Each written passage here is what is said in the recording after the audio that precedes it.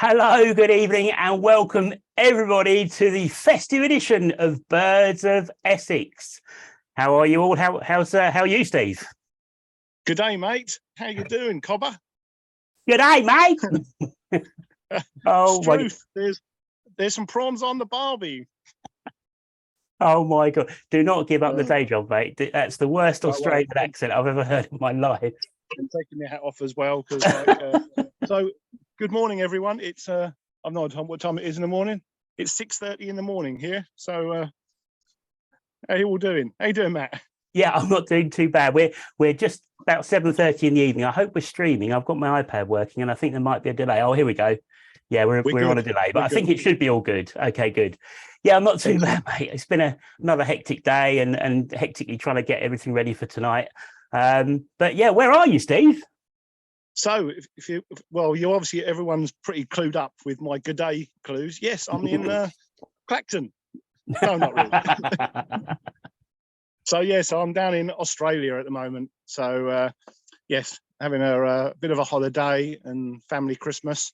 The weather here at the moment it's foggy this morning. Okay. It's probably about 18 degrees, not too bad. The weather down here has been atrocious for the last week or two, been like raining and cold, but managed to do a bit of birding, which is good. So Excellent. So how's things going with you then, mate? Yeah, to be fair, the weather outside has been frightful, but it's got a little bit better the last few days. It's been really snowy and icy last week, and then the rain came, good old rain, so it's kind of washed it all away, and now it's just cold and grey and bleak and miserable. So it must be Christmas, yay! And to be fair, you're looking very festive this evening. Well, thank you very much. I don't know if this is going to sound, I'll probably get really hot wearing it. Outfit. Yeah, that's this is my work attire. To be fair, I tend to. Nice. This time of year, I don't work for my usual job. I go and work for someone else, and I'm making toys. And okay, shh, don't tell anyone. You're not making Swarovski binoculars then? That would be nice. That would be nice. If only I could. Mind you, if I could, I'll tell you what, I wouldn't be doing this. No, okay. You're right, normally. Right. Should we tell people, well, first of all, hello, everyone. Hopefully people are watching. Good evening, everybody. Watching. Hi, hello. Right. Loads of messages. Should we go through all the usual how to contact us while you're doing messages, Steve? I'll bring the screen up. Yeah, okay. So, my crikey, there's loads of... Oh, crikey, there's loads of messages tonight. So, yeah, good evening for everyone that's watching tonight. Richard Chews message thinks maybe I've travelled down under to do I'm a Celebrity, but the jungle's closed. Yeah, you're a celebrity and they've already got you out of the jungle. You didn't even get in there, did you? They just kicked you straight out. I didn't get in the jungle. No, I don't think I was suitable material, to be honest with you. Mo Jackson saying hi, everyone. Hello, Mo. We've got Craig M says hi from Leicestershire. So good evening, Craig. Wow. John Peacock's saying good evening. Richard Chew, Mel Shepherd Wells, Brian Cox, and Paul Everett. So good evening, everybody. Thanks for joining us on this festive show. So we're literally covering Australia to Leicestershire. So we're truly global now. Truly global. Yeah, truly to be fair. And I've got my bins here. We got like wattle birds flying around, and yeah, it's like dawn chorus here at the moment. So if I start talking and there's no reply, and then I look around and you're just doing that, I know what you're doing, obviously. Yeah, exactly. If I'm doing that, there'd be a bird that I've not seen before. So right, how can people contact us? Usual way. So to ask us a question, log into your YouTube account via Google and use the chat in the chat, which you've all just been doing. But if you can't log into YouTube for any reason at all, you can email us at ebwstalks@gmail.com. So ebwstalks@gmail.com. So hopefully everyone knows that by now, but we always put up every single time. So that's that. Cool. Right, what's coming up tonight? What's coming up? Do you know what? I don't know because I've got to look at my sheet. Cool. Well, the first thing is we decided to run a really exciting photo competition. So we always run a quarterly photo comp. So over the last year, we have 4 winners. So what we thought we'd do is I'm watching. Yeah, you're like the birds are like calling all around here. It's like shut up. We thought we'd run an EBwS photo of the year competition. So it's the 4 winners from the 4 quarterly competitions, and we have, I hope this works. Can you see those? Yep. Yep. Can you see the big version of Steve's picture? Yep. Perfect. Cool. So the first one is The Stone Chap by Steve Wilkinson. And then we've got Wren by David Saville. So Steve, I think Steve won the winter competition last year. Winter. Yep. David won the spring competition. Then we've got The Little Owl Trio by Adrian Galley. That won the summer competition. And then the final one is The Spotted Flycatcher by Graham Oakes that recently won the autumn competition. So those are the 4 pictures. If you want to vote for them, you can just go onto our Twitter, EBwS tweets, and there's a poll on there. You can just scroll down and vote, or you can vote on Facebook. And the voting is quite close, and it closes at 8 o'clock. So there's still time to get your votes in if you haven't done so already. Excellent. It's cool. It's cool. What else are we going to be talking about? We're going to talk about our recent. We've had a busy month. So there's been evening talk. There's been the last final field trip of the year down to Lee Valley, which was last weekend. And then we're just having a rundown over the year's highlights.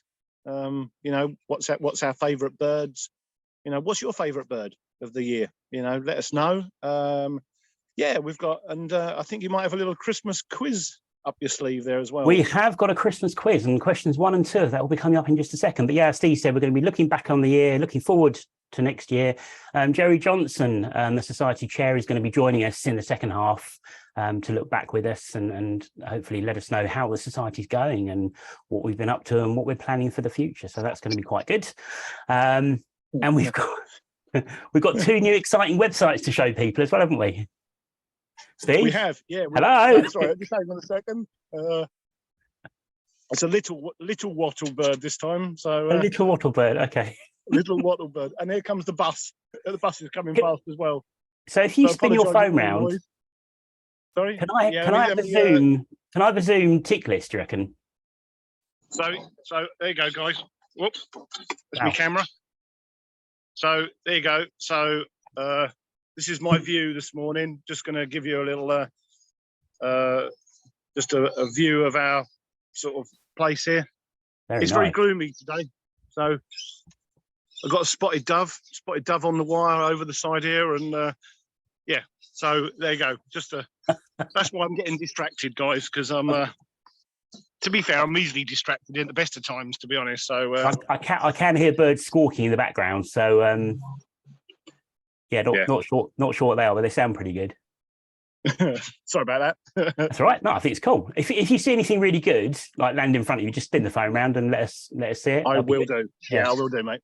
Yeah, I will right. do. So should we get on with the questions for the Christmas quiz? So what we thought we'd do, it's entirely up to you how you do this. You can put answers in the chat if you want to. You can write them on bits of paper at home. You can look them up on the internet and cheat. But it doesn't really matter either way because there's no prizes up for grabs, so you're not going to win anything. It's just for fun. So first of all, the first 2 questions are coming up on the screen now. Here we go. Right. Oh, and I've not seen these questions, everyone, so I have no idea either. So, which bird has regional names including Berthwan, Billy Wise, Moggy, and Pudge? Oh my crikey! That's question 1. Okay. Question 2. Penny Casanova. Which type of bird am I? Oh crikey! Give us a chance, mate. Penny Casanova. Which type of bird am I? It's actually quite easy when you work out how to work it out. All right. So those are the first 2 questions. I'll leave them on the screen for just a few more seconds. If anyone wants to take pictures of them to remember them, you're more than welcome. And like I said, if anyone does get any answers, just chuck them in the chat or keep them to yourselves. We'll do the answers in the second half, but it's just a bit of fun. So that's the first 2. Okay. Wow. You know what? I haven't got a clue. Nor have I. Right. Okay. So there's a few little bits of kind of general interest stuff we were going to look at.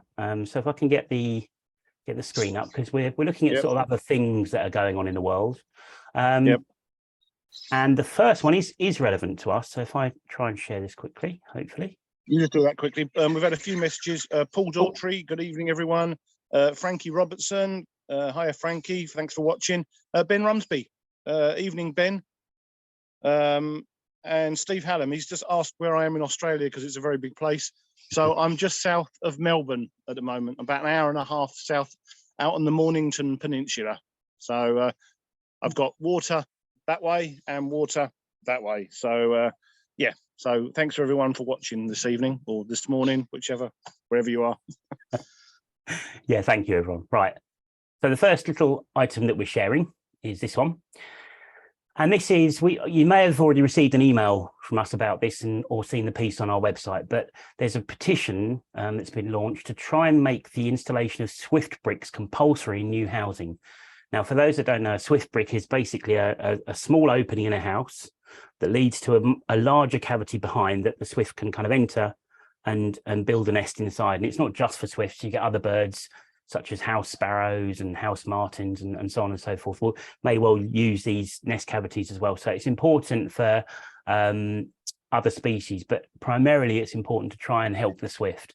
And the Swift, as we all know, is a declining species. And there's a petition that you can sign. If you go onto our website, there's still a link on the EBwS website that you can go through to sign the petition. But just to let everyone know about that, it is quite important. And it would be really good if people can join in with it. So that's the first little bit. The second one, hang on a minute, I need to try and work out a way I can do this and see what I'm doing.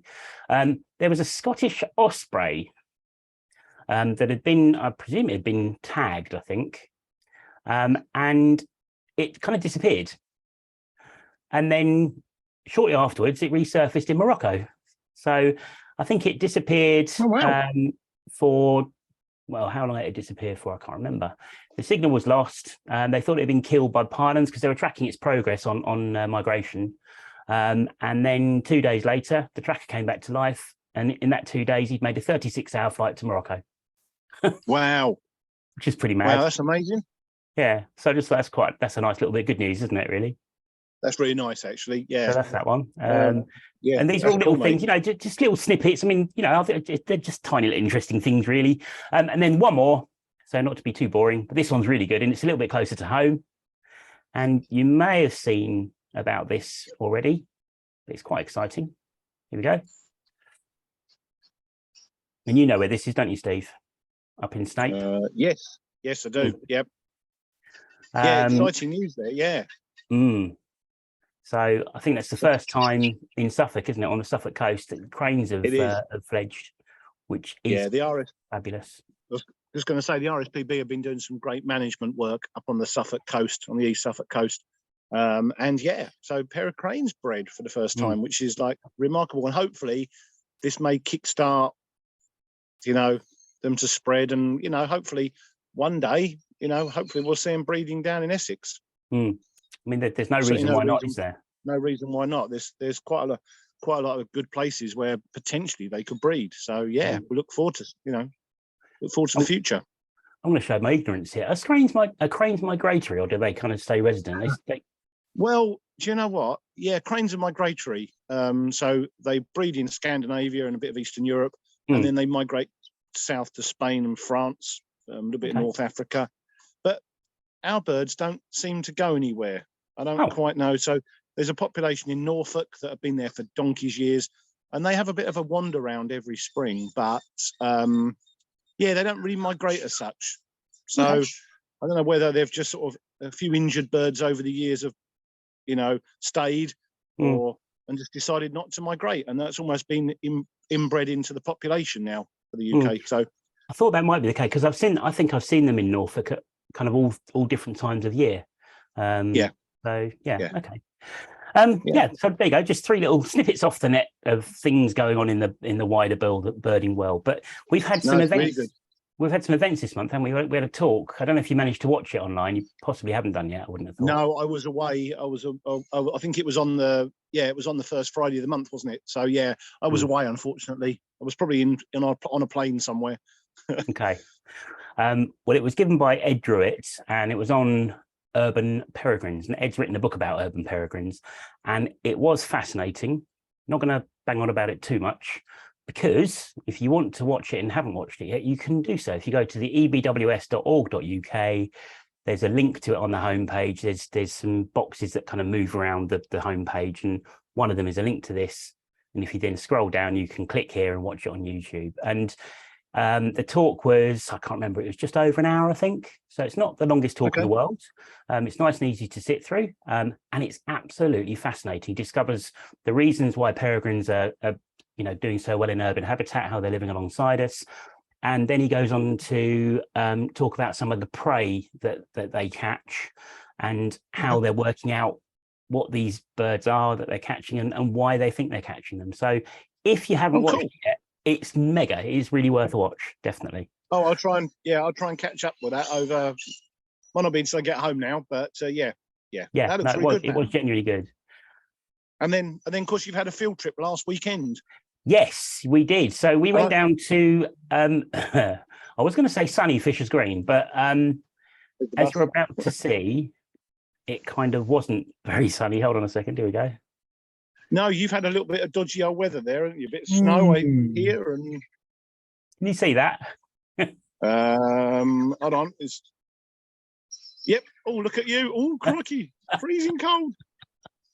So first of all, what I'd like to say is I think we had 16 people turn up in the end. And the first thing is to say just like a mega thank you to everyone. I mean, obviously, thanks to everyone that turns up through the year to any events that we do anyway. But big time thank you to the people that braved the conditions and came to Fisher's Green, because there was quite a lot of snow and ice down there, as you can see. And we did a like a festive theme as well. So there was a couple of us wearing hats, and Gerry had gone overboard with the tinsel on his tripod. So I thought that was very good. I went for slightly boring Swarovski green tinsel, which Gerry thought was pretty good, but you can't really see it very, very well when you step away from a scope. But there you go. So I think Gerry won that little competition. But that was the group. And while we were there, we kind of trudged around in a great big circle, and we got some really nice close views of this red-headed smew. Lovely. I'm wondering, I don't know, is that a young male, do you think? Because it's got a bit of black around here. And it's got quite a lot of white on the wing, hasn't it? I don't know. Possibly. Yeah, possibly. They're not easy. They're not easy first year birds. But anyway, it's a redhead. So nice views. We had, I reckon, at least 4 or 5 sightings of water rail out in the open. So you said about that before, haven't you? That water rail in the winter? Yeah, if the weather turns really cold, they get forced out from their sort of usual reed bed haunts, and they're just desperate to feed, really. So you often get some amazing views of water rail in these conditions, you know. And we had bittern, which was really nice. And we'd kind of been sort of tipped off by a couple of people that there might be a bittern further ahead, but a young lady called Laura managed to locate this bird over the other side of the river. So we had some nice views. And then the bittern had sorry? Did you go to the new Bittern watch point? We did, yeah. I mean, the hide itself is brilliant. There's lots of seating. The view is great, and the windows, because it's new, the windows are really clear. You know, you can take pictures through the windows. And then there's like a tower bit. You can walk up onto an elevated platform, and it gives you a better vantage point for a view over the whole area. And then while we were watching the bittern, this water rail decided to pop its head over the top of the snow. So they had a bit of a face-off. I don't know if you can hear any birds yet. We were walking around, and on the way back to the cars to get some lunch, and we'd stopped and had a quick scan and picked up fieldfare and a couple of other bits. And then Terry Mulby said, Matt, what's this bird on the ground here? I think it's a Chetty's warbler. I looked over the side, no binoculars. I just looked over, and there's a little brown bird hopping around. And I said, no, that's going to be a dunnock probably. And raised up my bins, and it was a Chetty's warbler. Feeding on the ice. Never seen that at all, which was pretty amazing. So well done. Yeah, well done, Terry. And then obviously Gerry and Richard disappeared for a while. And that was already there. But I just thought that made a really good picture, to be fair. That could have been me waiting to see something getting covered in snow. But yeah. I love that. That is really cool. Oh, what was that? I heard that. That was another wattle bird. There are lots of. There's loads of eucalyptus trees around here, or gum trees, and they're all flowering at the moment. So the birds are just loving the flowers and stuff. So brilliant. But yeah, we had a good trip. Really good fun. Bit of lunch, nice walk around, and we did see all the target birds as well, which is good. That's good. I So, mean, yes. to be fair, with the weather being so dodgy there, I did wonder like how many people would turn up. So thanks to everyone that turned up who made the effort to, turn up on the last field trip of the year. It's been a great year, hasn't it, for field trips? It's been brilliant, and it's been really nice to be able to get out and do them again, because I think last year we weren't doing them, were we? So No. this year we've had coach trips and we've been able to do them properly, and they've been really well attended as well. So again, Yeah. Thank you to everyone, and a huge thank you to Gerry. I know he's watching this, and we're going to talk to him in a bit. Yeah. But while we haven't got him absolutely, to tell us to be quiet, big thanks to Gerry, because he does all the organising behind the scenes. He makes all the phone calls, he sends all the emails. He takes all the bookings, he logs everyone on the coach, and he just does everything. And it goes very smooth. So thanks, Gerry. absolutely. Any comments? So we've got any comments? We've got Richard Chu said, Swift bricks, easy and cheap to install. No reason why developers can't do this. So, and he's already signed the petition. So, and as Matt said, if you haven't signed this petition, please do, because it's really important. Frankie Robertson said he remember seeing Crane for the first time when he was on holiday in North Norfolk. They're doing really well in Norfolk at the moment. What else have we got here? Richard Chu said excellent talk on peregrines. Recommended to watch on YouTube if you've missed it. And then what else have we got there, Matt? With Frankie Robertson said, did we see the bittern? Yeah, we did. Hopefully you've just seen the pictures. Les Malloy said, good evening. Good evening, Les. G'day, mate. Oh, there you go. And Frankie just replied. He said he saw and photographed bittern last time he visited on the 20th of November. So, yeah. Nice. I haven't been to the Lee Valley for ages, so I must try and get down there again. I've been twice this year now. Never been before, but I went to Rymeads with Terry and Mel a few months ago, and then obviously Fisher's this month. So I definitely want to go back there. It's really good. Right. Questions and the quiz. Let's do the next questions. Yeah, well, I'm still struggling on question 1 and 2, so there's no hope for 3 and 4. Right, okay, here we go. So, question 3, the name of which occasional summer visitor contains 4 consecutive vowels. That's not fair, because it's evening there. You've had the day to wake up. I'm half asleep here. So it's quite, again, these are difficult, but they're only difficult if you don't know the answer. And question 4, which bird is the noisy 10th of 26? Oh, that's not fair. Oh, do you know what? I might even know that one. There you go. Right, okay. So those are on the screen again. Leave them on a few seconds if anyone wants to take any pictures or anything at all. You do. Everyone's probably turned off now. People still watching? Oh, they are actually. Blimey. Okay. People are watching. Well, there you go. There's something. Hooray! They're only watching you in Australia because they want to see what's going on in Australia. Well, there's not a lot to be honest at the moment. They're waiting for a little kangaroo face to kind of come in the corner of the screen or something. That would be good. Right. Still waiting to see a koala. Apparently they're around in the garden here, but I've seen one yet. Oh, if you see a koala, you've got to, seriously, we'd have to have a look at that. You'd have to zoom in or something. I will do. Right. So where have we been? What have we seen? Okay, I'm bringing pictures up, aren't we? So let me do your ones, and hopefully my computer won't crash. So normally when we do these shows, I've got pictures prepared, Matt's got pictures prepared, and due to the fact that he's a top bloke and I'm stuck over here, well, not stuck over here, I'm over here. I've had to email everything over to Matt. So Matt is like the controller tonight. So what he doesn't know is I've doctored all his photos, so they all look absolutely terrible and the colours are all wrong. No, not really. No change there then, really. No change there. Right, there you go. That's the first one. I've got 9. See if you can you remember what they are or not? You must do. I can remember. I think I can remember what they are. If not, the name's in the top left, if you can see it. Oh, fantastic! Well, in case you can't see that, but so back in when was that? Now, the end of November, at 20-something of November. My last tour of the year was down to the Gambia in West Africa, and I was very lucky to have Chairman Gerry Johnson as a participant on it. I'm sure we'll talk about later.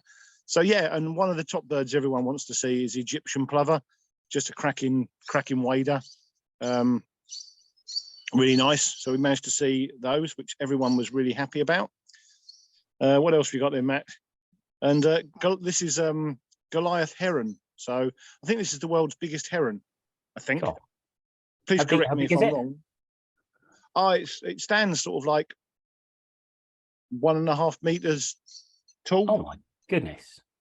They're That's big. like- I mean, it's got a massive, great beak. You know, really, really powerful. Yeah, one flew over us when we were out on a boat trip, so that was really nice. That's And of probably course, the taller weather than me. I'm not saying a word. So yeah, so we managed to see Goliath heron, which again is another sort of target bird.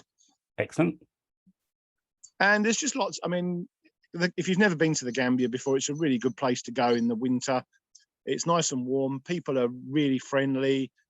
Food's good, and the birding's just pretty amazing. And this is a little bee eater, one of about 7 or 8 species of bee eater that are found in the Gambia. So this was just in the hotel garden. So that was a really nice one. I just want to say that picture is absolutely stunning. The angle of the stick, the colours behind, the way the bird's looking off. I love that picture. It's beautiful. Yeah, thanks, Matt. Yeah, so they were just in the hotel garden, which was really nice. This is a Namakwa dove. Yep. So this is a tiny little dove. This is the size of a sparrow. Really? Tiny little thing. Yeah, they're minuscule. Yeah, well, maybe not much bigger than a sparrow anyway, for sure. Oh, that's cute. So this is a nice one that was wandering around. Incredibly tame, this one. Wow, which is quite unusual. Normally a bit flighty. And then now we're back into Australia. So we flew out to Australia on I have no idea what even the date is, the 9th or the 10th, 9th maybe. Mm-hmm. So we're out here. It's a non-birding trip. So my wife Annette's family, her son's out in Australia. So we've come out for Christmas. And this is Australian white ibis. These are also known as bin chickens or bin chooks. So these can be found around rubbish tips and just foraging through dustbins, basically. Oh my god! Are they about the same size as the glossy ibis, or are they a bit bigger? Yeah, pretty much. Yeah, pretty much the same size. Cool. So yep. So this is a bin chicken. This is a golden whistler. Okay. This was taken. So we're down in Melbourne at the moment. So Annette and I had a week last week. Over in the sort of southeast of Victoria, in the sort of foresty areas. So this is where we saw this one, which is nice, golden whistler. Beautiful. What else have we got? I can't even remember what pictures I sent you. Yeah. So lots of bottle brush trees. So these are bottle brush trees. You get red ones, white ones, yellow ones, but this is a scarlet honey eater. Okay. There's lots of species of honey eater here. And this was one of the birds I really wanted to see. New bird for me. So that was really a smart bird. Stunning colours, absolutely stunning colours. What I should have done, I didn't think of this. I should have chosen a really obscure rare bird that you hadn't seen yet and grabbed a picture off the internet and popped it in there, because you wouldn't know what the next picture was. That would have been funny. No, I have. To be fair, I sent you a load of pictures. I've no idea what I sent you. This is good old kookaburra. This is a laughing kookaburra. Yep. So related to the kingfisher family, as you can sort of see, and they're huge. They're size of like crow size. So there's normally one around here that makes a lot of racket, but not heard him this morning yet. So they're a really cool looking bird, definitely. Yeah, it's really nice. This is a white-bellied sea eagle. This was down on the coast. We watched it swoop down and catch this fish. So that's really nice. Yeah. Quite common on the coast. This is, I can't think what this one's called, satin bowerbird. This is a female. So you might have seen David Attenborough when they show the bowerbird that goes around picking up blue bits of plastic or blue leaves. Yes. This is the same species, but this is the female. And where we were staying, there were at least 4 or 5 pairs like around. The males are really dark blue with a pale bill, but they're a bit shy, so a bit tricky to get a picture of. But this female was quite obliging. But look at the colour of her eye as well. It's like a really deep sort of violet purple colour, isn't it? It's beautiful. Yeah, they're cracking. And they're the size of sort of a J size. Wow. Okay, that plumage is just yeah. Yeah, they're pretty cool. Pretty cool. This is sacred kingfisher. So a bit like in the Gambia, some of the kingfishers here do like being by water, but some like being sort of by the grassland. And this one had caught a lizard or a skink of some description, and was just sat I think it got a nest nearby because obviously it's breeding season here. So, you know, everything's really upset here. The blackbirds are not happy here for some reason. There might be a raptor around, maybe. So there's probably probably something around, isn't there? Yep. And this is one of the birds I really wanted to see. This is southern emu wren. Yep. So it's a good shot of the bird, but it's got these tiny, it's a bit like a Dartford warbler, I suppose, in comparison with UK. But it's got these tiny little like filament tail. It's got like 4 or 5 like little thin tail streamer type things that stick out the back. You can just about see it on the picture there. Oh, here. Yeah, that's its tail. Oh, They're wow, not feathers. okay. They're not feathers. They're just like little tiny fine, almost like wires. Very strange bird. Beautiful. Wow. And hold on. I want you to bring me back a few of these, please. All right, I will do. This goes to the best named bird of my holiday so far. This is a wonga pigeon. I love the name wonga pigeon. So Steve and I were actually we were discussing on WhatsApp how many wonga pigeons I'd need to get a pair of those new Swarovski binoculars, weren't we? You need a lot of wonga for your money, mate. Yeah. So yeah, are they close by or? Yeah, these were just around the accommodation. These were just wandering around in the yard. But you only get these on sort of southeast and east Australia, so they're quite restricted to range. Are they same sort of size as like collar dove sort of size? Are they? Or pretty much. Yeah, pretty much same size. Yeah. This is scarlet robin, which I'd seen before in Australia, but this was the first one we'd seen this trip. So really nice. What a little cracker that is! Beautiful colours. So that's good, and not all birds. So we went out. I think it was last Saturday or Sunday. Last Sunday, we headed north into New South Wales.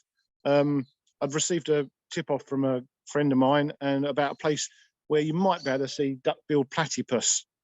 And everyone we told that we were going there, they went, "No, you're not going. You've got to go dusk and dawn to see them." And we were having our lunch about lunchtime, 1 o'clock, and I saw this ripple on the water. And it's not the best photograph. I apologise for but you can see the duck bill is like to the right there. Yeah. And yeah, so this was like swimming around at lunchtime. So that's amazing. Really pleased to see that, which was good. Have you seen one before or not? No, never seen one before. Oh, how big are they? Are they otter sort of size or? They're probably smaller than otter, I would say.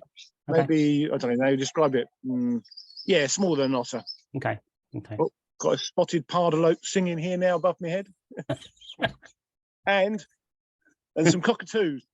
Hey, sulphur crested cockatoos have just flown over. Oh, lovely. This is sorry, I'm waffling on here. This is Australian white pelican. So really smart bird, and now, really nice. I've had a bit of fun with this because something about its eye reminded me of obviously an item of food, of course. So what I've done is I've turned it from an Australian pelican into an Australian pegacan.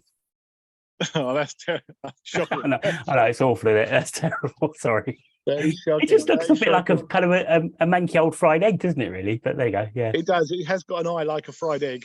That's an amazing eye. So that is an incredible eye. Right, let's give it that. That's pretty good. Good Photoshop. This is little pied cormorant. So these are little little things that found around the coast. Cool. Quite a smart looking bird. Yep. And I think that's about it. I think that's all of the ones you sent me. Is that all I sent you? Great. Yeah. That's good. Sorry for waffling on everybody. No, brilliant. And what I'd also like to say is that there's some absolutely lovely shots. I know you're relatively new to a camera, aren't you? Not that long ago. So yeah, the camera. Yeah. I'm so glad I brought the camera with me. Although, do you know what? Yesterday, I always tell people when you go out birding and take your camera, always make sure you've got enough battery and enough memory cards.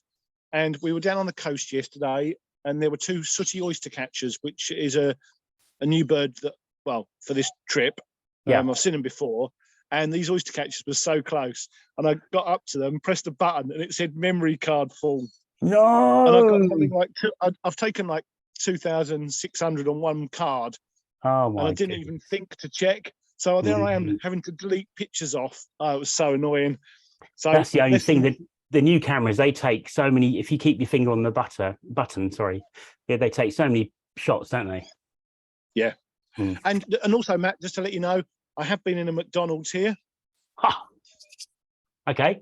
And just only for coffee and a I had a cheese and ham toasty. They didn't they did do you can come into McDonald's, and if you go in at 8 o'clock in the morning, you can get a burger. You can have breakfast, but you can have full Big Macs, the lot. So I only had a little sandwich thing, but just thought I'd let you know. Excellent. Yeah, good. I think it's not too many more days till the 1st of January, so I think I need to probably then cut down on the old McDonald's maybe for a bit. But I don't know. At least until the 2nd of January. It'll last a day, I reckon. Right, I'll quickly run through some pictures while I'm loading mine. Do you want to see if there's any are there any comments or anything? Yep, let me just have a quick look. Let's have a look.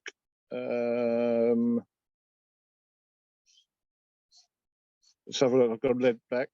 Les Malloy, did I see any Gordians? So there's a bird called Gordian finch, which occurs in North Australia, sort of Queensland, and I think further north. So no, I didn't, unfortunately, but maybe next time. Okay. Frankie's Robertson's emailed a message a few times. He's going to consider joining the coach trips, but he can only use public transport, so a little bit difficult for him. But hopefully there'll be something in his area. And he said he's looked up, and Goliath heron is the biggest heron in the world. Cool, that's close. Brilliant. Got that bit right. Maybe if Frankie tells us roughly where he lives, if anyone else is in his area, we might be able to sort something out. Maybe, I don't know. So put it in the chat. Richard's asked what my world list, if I keep one, is. Well, I don't know if we mentioned this last show, but I think I was trying to see 1,000 species this year, and I think I'm on about 1,200, 1,160, something like that. So, but no, I've no idea what my world list is, to be honest. And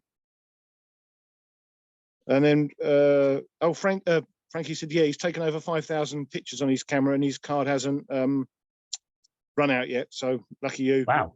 Les Malloy used to breed Gordian finches, so I could have bought some out, Les. A bit late now, but and then Frankie's just messaged. He said he lives in East London near Bow Church. Okay. I'm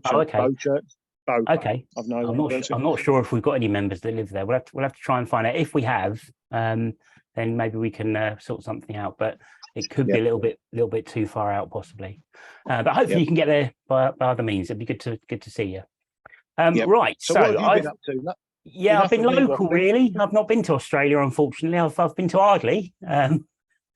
Same letter starts with, but just a little bit further away. So it's been winter finches, winter thrushes. So more redwing and fieldfare at Ardley. And I don't know why, I just absolutely love redwing and fieldfare. I think they're so pretty. They're beautiful. In that light.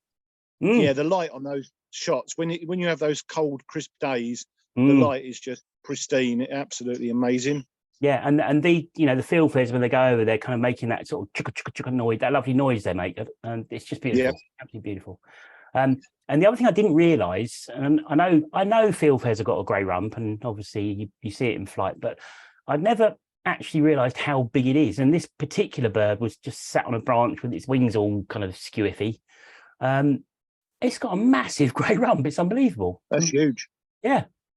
So it goes right under the wings. It goes right under the wings there, doesn't it? Yeah, you really. And then obviously we can't show a grey rump on a fieldfare without showing a red wing on a red wing. So this red wing was reaching for a berry, I think, or maybe about to take off, and I just managed to snap it at the right point. And it's just beautiful colours, absolutely beautiful colours. Nice. Managed to get the fieldfare in flight, and I learned a new word. I learned a new word because I zoomed into this. I don't know if that works. Yep. And can you see around the eye there, at the front of the eye, there's like a third eyelid. And I thought, okay, I reckon that must be there to help the birds in flight, so that the wind doesn't hurt its eye or whatever. And it is, and it's called a nictitating membrane. That's right. Yep. I didn't know that. So there you go. It's more commonly seen on things like dipper. Dipper's a really good one with a nictitating membrane, because obviously it covers the eye so it can see underwater. So Gotcha. yeah, clever bit of evolution, that is. Couple of siskins, which were quite nice to see. I could have done with nictitating membranes when I had my motorbike, actually, because the amount of times that the visor steams up in your helmet and you have to open it up so you can breathe, and then the air rushes in and your eye starts streaming. So we need to develop them. Yeah. Good idea. Did my webs count and got a nice red kite that came over being chased by a jackdaw, which was quite good fun to watch. Nice.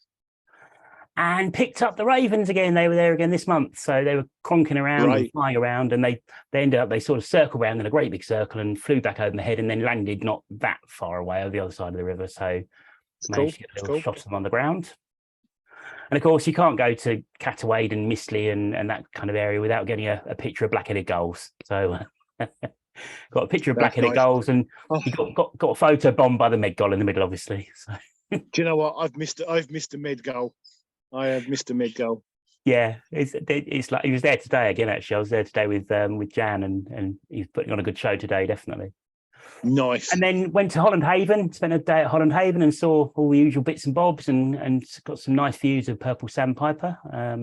Always nice to see this time of year. That's the thing; it's just nice seeing all that winter stuff in and doing its thing, you know. But probably my highlight of the last month, I think, was this bird down at Hanningfield. So this is a spotted sandpiper, and I think it was originally found by David Curl. Yep. And it kind of got identified a bit later, because to be fair, if I saw this at Ardley, I would scan past and think it was a common sandpiper. Yeah. You know, I wouldn't really give it a second glance, particularly if it wasn't that close. And I know that David had it at a distance. So yeah, always worth checking common sandpiper especially end of October, November, any winter common sand. Well worth a check out for spotted sandpiper. I've learned that the difference is that you can't really see it on this picture, but it's got much yellower legs. There's a paler kind of horn-coloured base to the bill here, and this is a young bird, but the kind of barred feathering is only on the greater coverts on the wing. The mantle and the tertials on the bird are quite plain, whereas a common sandpiper, this is all barred on a juvenile common sand. So it does look different when you look at it and when you know what you're looking at. But if you're scanning with your bins, looks like a common. Not easy. And then went to Wallasey and saw hen harrier and short-eared owl. Didn't manage to get a picture of them, but got this nice picture of a first-year spoonbill. Just flew fairly close by. But the big news of the month is, as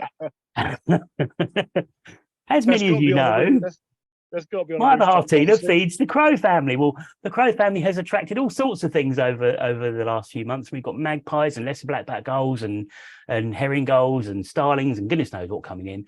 And I had my first home common gull, which was amazing. Tina called me to the window and she said, "I've got a seagull out here and it looks a bit dumpy and it looks different to the others." And I'm like, okay. Common gull. So I was really chuffed with that. So yeah, there you go, common gull. Nice one. It's a good record, that is. Yeah, I'm pleased with that.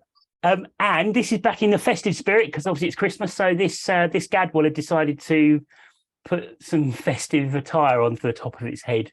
That's quite that's quite unusual. It's obviously some albinism, more leucistic markings, but I've not seen them like that before. That's quite an unusual. It's not ice or snow then. No, it's the feathers of the bird. So I was trying to work out if it could be crossed with something, but I think it's just a bit of partial albino feathers, I would guess. You know? Yeah, absolutely. Wow. Just to start with, I thought it was ice because the day was icy. But then it was walking around and it shook its head, and obviously through the scope you can see it's the feathers. So yeah. Oh wow! I just assumed it was ice. No. And of course you can't have Christmas photos without a robin in the dusted snow and ice. So there you go. That is lovely. Finish with a robin. Festive. Yeah, fantastic, mate. It looks like it's been a good month. Good month, mate. Yeah, it's just fun. I mean, I think taking pictures, it gets you out and about, and it gives you another reason to go out birding and so on. The one thing I would like to say and this is important, and we do put it on our photo competition as well, just for a moment of seriousness. Obviously, when you're taking bird pictures, you should always have the welfare of the bird or the animal, if it's something else you're picturing, taking picture for. Always have the welfare in mind. Don't go too close. Don't flush them. For birds feeding or bathing or doing something, if you go close to it and flush it, the energy that it uses when it flies off is extraordinary. So particularly this time of year when it's cold, it's tempting. I'll be honest with you, it is tempting, because you see a bird and you think, I can get a bit closer, but that's what zoom lenses are for. And just be thankful you can see the stuff. Don't scare it off. Just be sensible and common sense. Definitely. Right. So we've got some we've got some pictures to share from viewers, but before that, we've got question 5 and 6 of the quiz. Oh no, I still haven't coped with 1, 2, 3, and 4 yet. I mean, come on. I think I might have two of the 4, but okay, right. Here we go. There's only 8 questions, so we are halfway, and this is now over halfway through. You'll be pleased to hear. Right, here we go. So, question 5: what unusual habit do goosander, mandarin, and goldeneye have in common? Okay. And question 6: in the works of Shakespeare, and I haven't read them all myself, but in the works of Shakespeare, how many times does the word sparrow appear? And it's got to be like the singular word sparrow, not a plural. So obviously that's just a guess, but it'd be quite interesting to see what people think. So put some answers to some of these in the chat if you want to, or if you want us to stop doing them, just say and we'll stop. People are still watching, so it can't be that bad. There's only 2 more questions, and it's just a bit of fun. So there you go. Leave them on three more seconds. 3, 2, 1. They're gone. You'll never see them again. Right. Okay. So should we do some viewers' pictures, Steve? Yeah, please do, mate. Yeah, please do. Okay. So what I'm going to do, I'm going to bring these up, and I'll tell you who's taking the picture, and then Steve will tell you what the bird is. Oh my God, no pressure then. Right, ready? So this was Richard Chew. Now, Richard Chew, let me just find the email. So he said he's taken some stuff around his local patch around St Nicholas Church in Langdon. And the recent period of frost and snow provided him with some good photo opportunities. He's also got some photos coming up in a bit from Wallasey Island and from Abberton as well. And then from a little bit further afield. So this is the first one. And this is a... telegraph pole. No, sorry. Great spotted woodpecker. Great spotted woodpecker. Lovely. Great spotted woodpecker, and again, very nice. What I was saying earlier about the light when it's crisp mornings is fantastic. Yeah, really good. I hope it was going up there to fix something. It looks like it's one of those workmen on a harness, doesn't it? That angle. It just looks quite funny. Right. Nice, like that. Well, number 2, yeah, this is good. Oh, beautiful. So yeah, beautiful. Blackbird. Yep. And I would imagine it's drinking from the melting snow, I would have thought. Yeah, obviously, obviously, if you're feeding birds in your garden at the moment, make sure they've got some unfrozen. I know the weather's turned milder where you guys are, but make sure you've got some water for the birds to drink, because they do struggle. Yeah. Every morning when it was icy, I was kind of banging ice out of the water bowl for the birds, and then by the next morning, the ice that I banged out was still on the ground. It just hadn't gone anywhere. So I ended up with like 4 or 5 days worth of ice in a big heap on the ground, because I was doing it every day. Nice shot though, really nice lovely photograph by Richard. Oh, and this as well. Yeah, the colours in this, beautiful. So lovely blue tip. So blue tip, yep. And again, beautiful colours. Oh, good old red wing with the berry in the beak shot. Really nice. Yeah, very, very nice. Lovely green orange background. Sorry? Love the colours. Yeah, definitely. It's lovely. Good old Christmas robin and a bit of snow. Yeah, can't beat a Christmas robin.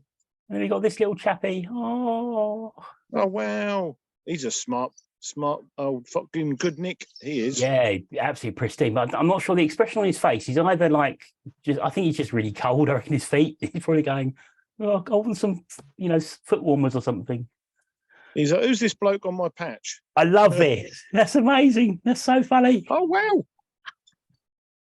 Wow. I know. That cat is huge. I know.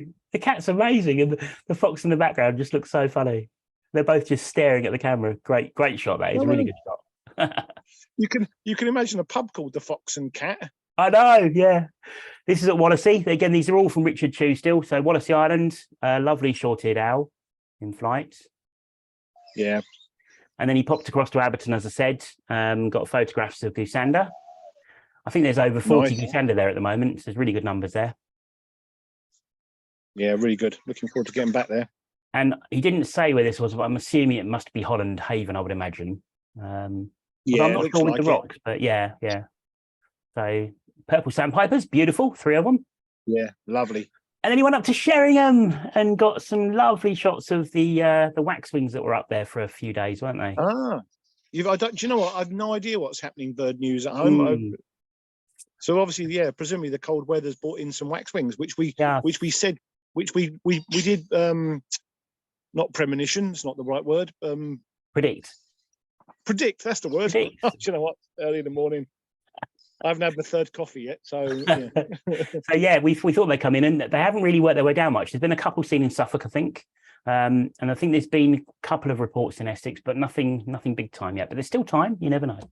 And then you got a lovely close up of waxwing with a berry. So thank you for those shots, Richard. They're fantastic. Yeah, then we're going to go through Richard. Yeah, a few more. So got a few to go through. Frankie Robertson has sent in some photographs. So first one looks like a rock pipit to me. Yep. Nice photo of the back of a rock pipit. And then we've got that's behind my camera. That's a marsh harrier, I think, isn't it? Marsh harrier, and I think these were taken at Rainham Marshes, I think, weren't they, Matt? Oh, okay. I'm not sure actually. To be fair, I don't know if Frankie's messaged. Sorry. Purple sandpipers at Rainham, and Richard's just messaged. His purple sandpipers were at Sheringham in Norfolk as well. Oh, okay. Yeah, I was going to say the rocks didn't look quite right for. No, he missed them at Holland Haven and Lowestoft at Nest Point. So thanks, Richard, for messaging in. And we got cackle egret from Frankie. Very nice. Nice. Yep, definitely a Rainham bird. Now this one, I'm not sure. Is that a Chetties? Yeah, I've taken my glasses off to have a close look. I reckon, because you can't see the head. I'm thinking if it's been taken recently, because it's not nightingale. It's not what I think. It's a Chetties warbler with the long tail as well. Nice shot. Dusky underside. Then we got spoonbill and some nice ducks and gulls and things. Very nice. Then a ringed plover. I think that's a common ringed plover some of orange legs. Actually, some of these were probably. Is that a little ringed plover? Golden bit, but look at the colour of the legs. Oh yeah, sorry. Yeah, I'm looking on my phone. I reckon it's common ringed plover. Although I did think at first it looks like there might be a little bit of yellow around the eye, but I think the colour of the legs mean it's common. Yeah, correct me if I'm wrong, Frankie. Please correct me if I'm wrong. Yeah, please. Yep. Lovely wheat here. Nice. And lovely. Grey plover. Beautiful. Plover, yep. And then a firecrest in the hand. I'm assuming there's a bit of ringing going on there. Yeah, so I don't know if you cast your mind back to last month. We mentioned that there was a ringing demonstration for sort of junior members down at Gunners Park. Yep. Which was run by Alice from the BTO. Yep. And David Wilkinson. David Wilkinson does ringing there. Yep. And this looks like David's hand. Not that I know David's hand, but so yeah. Okay. So, cool. Yeah. Firecrest, lovely bird. I still haven't got a decent picture of a firecrest, so I'd love to get a nice picture of a firecrest. And look how tiny it is. I know. Let's go back very quickly. Yeah. I mean, the size of a finger compared to the bird. Yeah. Amazing. Yeah, that's amazing. And then a long-tailed duck to finish with, which is rather lovely. Which I think that was down Two Tree Island or I think it was Two Tree. Yeah, I think it was Two Tree Island, long-tailed duck. I think it was on the lagoon, wasn't it? Yeah. So a cracking shot, Frankie. Excellent, nice one. Then we've got just a few more. Now this one, look away if you're a bit squeamish, but this was sent in by Graham Oakes, who won the autumn competition with the spotted flycatcher.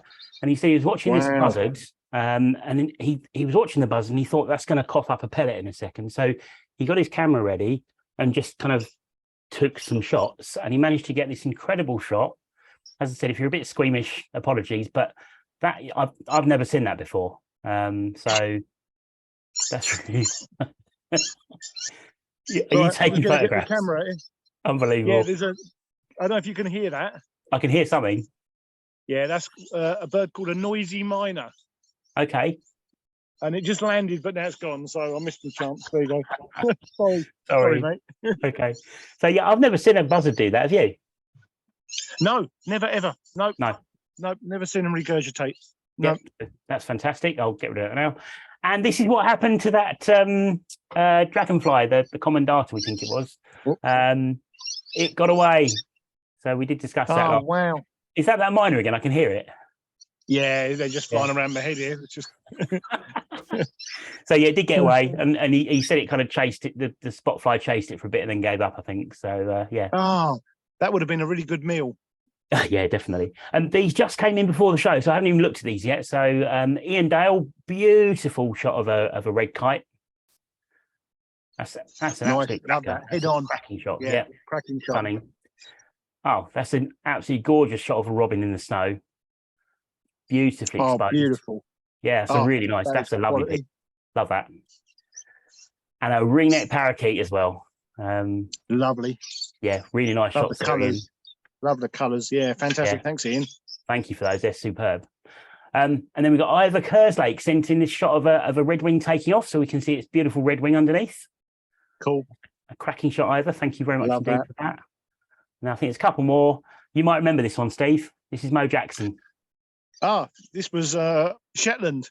This was Shetland back in, oh crikey, June time probably. So this was off the. I can't even think where this was. Off the coast of Shetland somewhere. Yeah, she said it was a trip to Shetland with you. Yeah. Nice. Obviously, you've got a Bonksy with the gannets.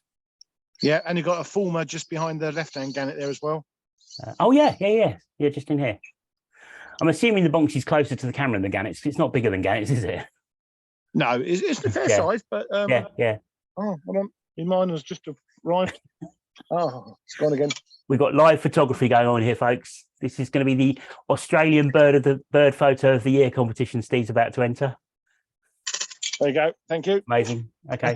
I've not managed to photograph one yet, so that's really cool. Have you got it?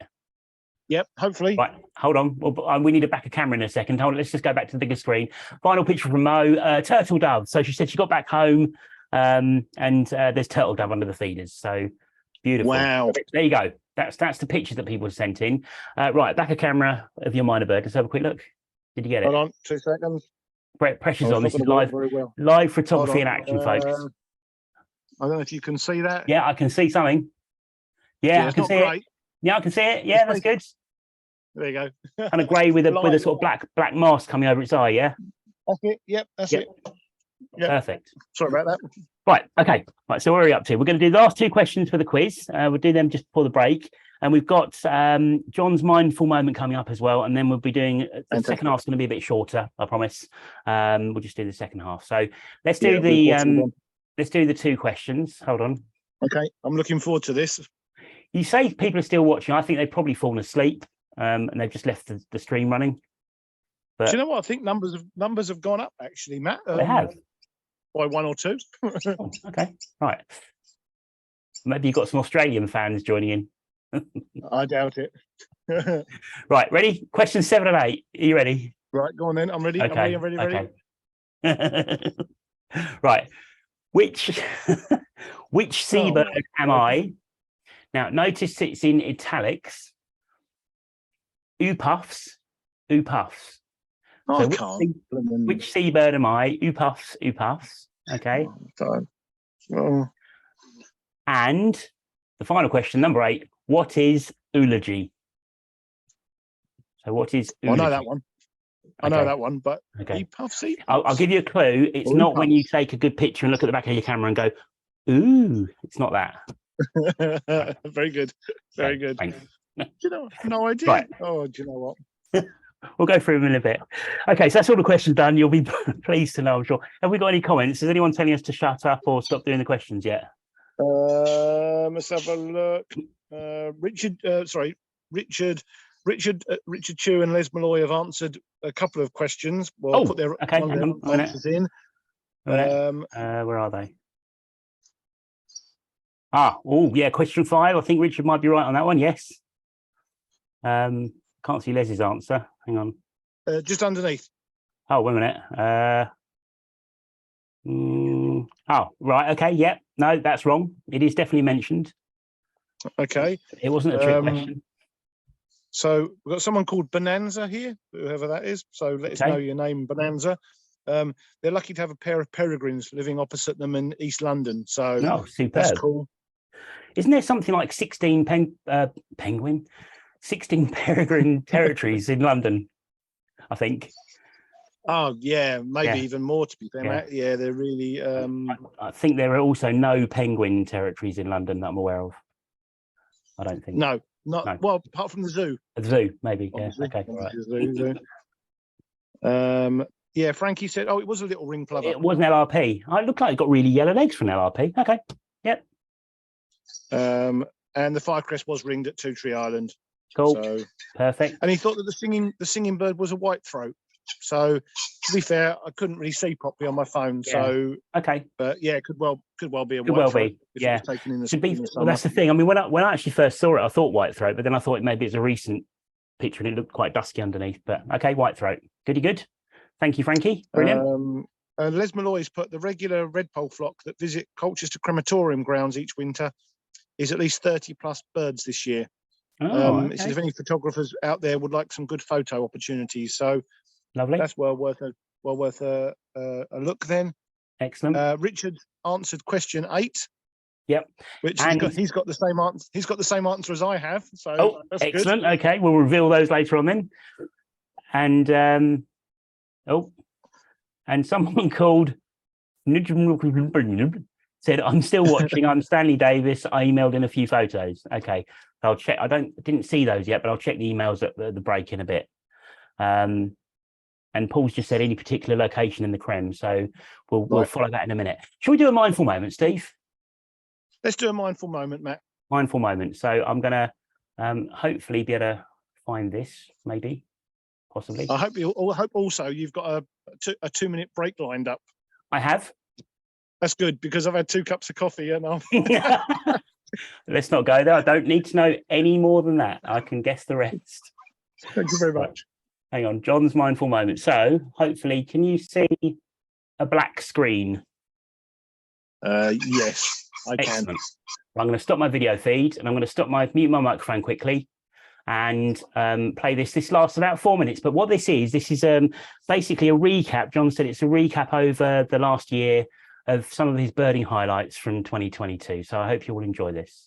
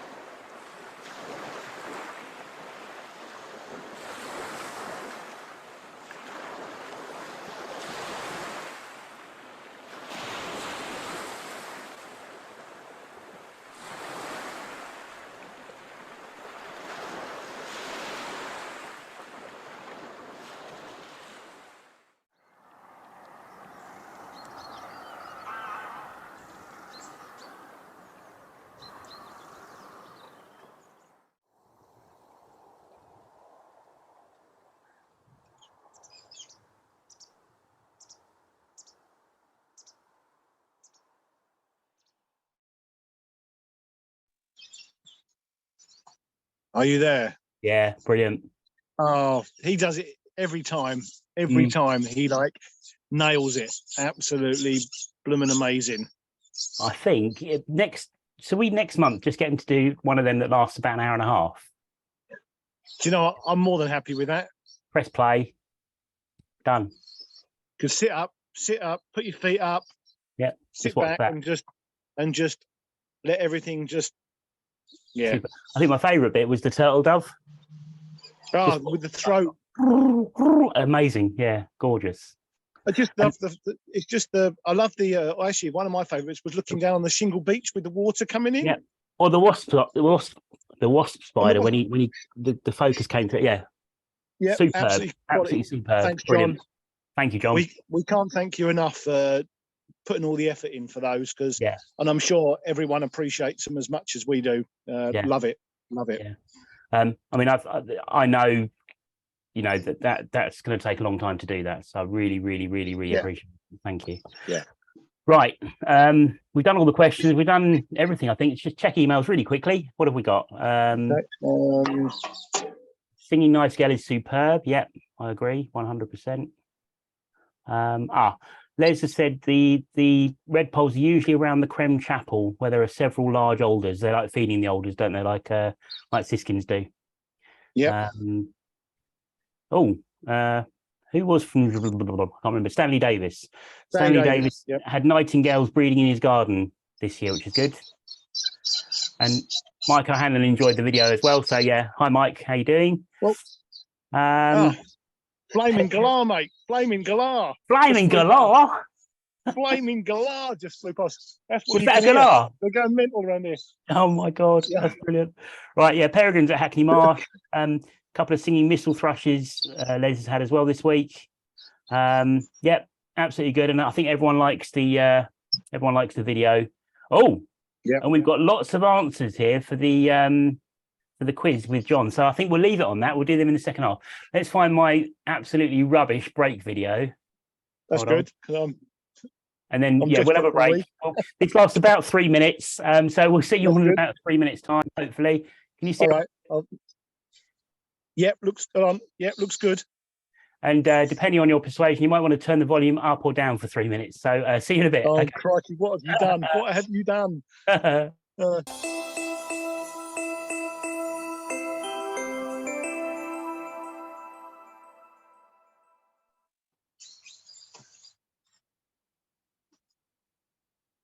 Yay!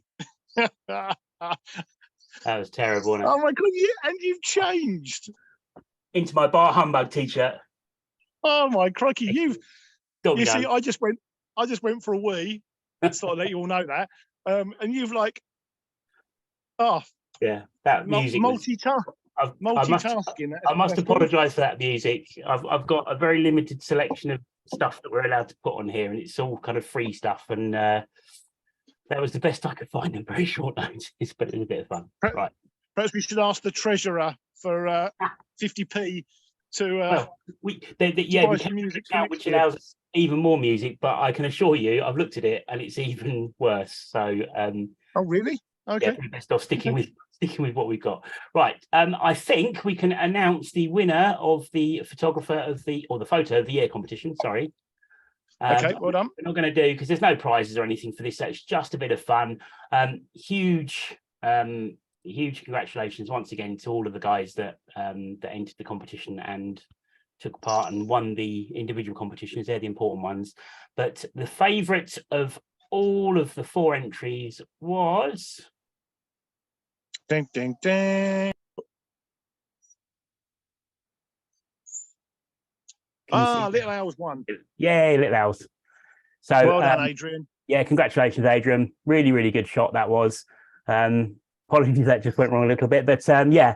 So just a bit of fun. The 4 quarterly winners and the favourite of everyone of those 4 was the Little Owl Trio by Adrian Galley. So yeah, well done, Adrian. Good stuff. Well done. And thanks to everyone that sent in entries the whole year. We've had literally over 100, well over a couple of 100 entries probably throughout the year. More than that, I think he's probably getting on 400 entries. So yeah, really good. Yeah, absolutely. And the quality of the the entries have been amazing. It's been very difficult for us to choose a winner, but well done, Adrian, for the photo of the year. Yeah, superb. Right, we're going to do some county news. Just a very quick roundup, I think. So you're going to do the south, aren't you? And I'll do the north. Yep, I've got me bit of paper ready here. Okie doke. Go on then. So right, so I've just got to sit back so I can read it. So we'll start off at Tilbury, down at East Tilbury. So for those who watch this regularly, Tilbury is always produces the goods bird-wise. And in the last month or so, we've had hen harrier been down there. There's been a bit of an influx of hen harriers into the county. 30 common scoter That's good. earlier in the month is a good record. They're quite scarce that far up the Thames. And there may well have been a velvet scoter amongst them, but wasn't confirmed. They've had Arctic skewer, again, kittiwake. These cold winds you've been having pushed a lot of birds up the Thames. Merlin, little gull, and probably the not the most rarest bird for the month, but they had over 520 skylark. Wow, that's good. That's a really good number. On the 18th, which presumably, I don't know whether it was a cold weather movement or birds have just been, the snow had just forced stuff out, but that's phenomenal. What was that? I just heard a bird. What was that bird? It's a little wattle bird. It's sitting above my head here. Looking at me thinking, what's he doing? Yeah, I wish I knew, mate. So down at Rainham, the cattle egret's been hanging around, as has spoonbill. Oh, shut up. Ben Rumsby, who's watching tonight, he found a Slavonian grebe earlier in the month, which is a really good patch bird. They've had red-breasted mergansers there and barn owl. So barn owl doesn't seem that rare, but it's the first record for Rainham since 2019. This is the Joy of Live shows. Good job. You're stuck in a nice, so funny. Warm house, mate. So Wallasey Island, back to form. Wallasey in the winter. I visited Wallasey just before I came to Australia. And as Matt said, really good at the moment. We've got great white egret there, Dartford warbler as well, which is a good South Essex local bird, and hen harrier, shorted owl, 2 spoonbills. What else have we got? Comes a cup of coffee for me. This is a service. Thank you. Oh, blimey! And I get top service here, Matt. Thank you, Beth. Was that Sheila bought that? No, it was Annette's daughter bought me a cup of coffee. Okay. She's wonderful. So thank you for that. What else have we got? Hanningfield we spoke about. And as we said, bird of the month, probably the spotted sandpiper, which were Dave Curl. What else we got? Quickly running through. Gunners Park, black-throated diver, Dartford warbler that we found on our November field trip. The concentrate here is terrible. That's still knocking around, and Great Northern diver. Bowers Marsh, you obviously had all that snow. 11 white-fronted geese. Canvey Point's had little gulls, red-breasted merganser, long-tailed duck. Pagglesham Lagoon down near the south end is pale-bellied brent and black brant. Trying to keep a straight face here. And Hockley Woods, it's had up to 9 firecrest. Wow, that's really good. And really good. And South Fambridge, shorted owl. So. Cool. Just whipping through that quickly. Quick run through. Before I do mine very quick, I'm going to do the north. But I've spent most of the day with Jan Lewis today, and he bought some feathers in his pocket. He said he found what he thought was probably a sparrowhawk kill at Hanningfield, and he wasn't sure what the feathers were, and neither of us could work it out. So has anyone? I mean, I don't know if you've got any ideas, Steve, or has anyone got any ideas? My initial thought was maybe great spotted woodpecker, but then. This doesn't look right. We bumped into Paul Everett, who said maybe this is a feather from the sparrowhawk, but that doesn't look right for a sparrowhawk feather, I don't think. No. And they weren't that big. They were probably, should have measured them really, but they were probably maybe, I don't know, 3 centimetres long, 2 or 3 centimetres long, maybe 3 or 4 possibly. But it's just interesting. And this marking here was really interesting as well. And I mean, I thought red wing maybe, but then this isn't right, obviously. Do you know what? I don't know. Well, obviously, last month's website of the month was feathers. Yeah, so we put all the things that we could think of. I mean, we tried woodcock and redwing and and filbert, and I've tried teal and all that kind of, you know, the great spotted woodpecker. Couldn't really find anything. So if anyone out there is good with feathers and has got any idea which bird or possibly birds they're from, I'd imagine it's all one, but you never know. Yeah, let us know. Just thought I'd share that quickly. Right. Okay, so quick roundup. Okay, let me get rid of that so I don't chunk my computer up too much, and hopefully go on to this. Right, okay, so I'm going to rattle through. Obviously, we had all the usual winter visitors: water rail, woodcocks, red-breasted mergansers, gooseanders, white-fronted geese, hen harriers, merlin, winter thrushes, short-eared owl, and snow buntings. They've all been popping up in various locations, and we've got some nice photos here. So this is a photograph of a snow bunting by Jeff Biddle. Nice. Absolutely gorgeous. And we've got a photograph of short-eared owl. This was flying around the field at the Naze, and a barn owl. Oh no, sorry, I put two shorties in. I do apologise. Hopefully there's going to be a barn owl in a second. Two short-eared owl pictures, one with prey, and there's the barn owl. Excellent. Okay, so yeah, and they were all taken by Mike O'Hanlon. So yeah, well done, Mike. Really lovely pictures. And then going through alphabetically very quickly, Bewick swans has been up to 7 Bewicks at Abberton. There's been a black brant seen at Mersey, which I think is fairly regular at Mersey every year, but Steve Entwistle had the black brant. Black-necked grebe is still at Abberton at the moment. That was there today. I was there for a little while this afternoon. Black-throated divers have been seen off Frinton on the 3rd and the 4th and the 5th. And also at the Naze on the 14th, Brian Combs saw one there as well. Paul Brayshaw obviously had the ones off Frinton.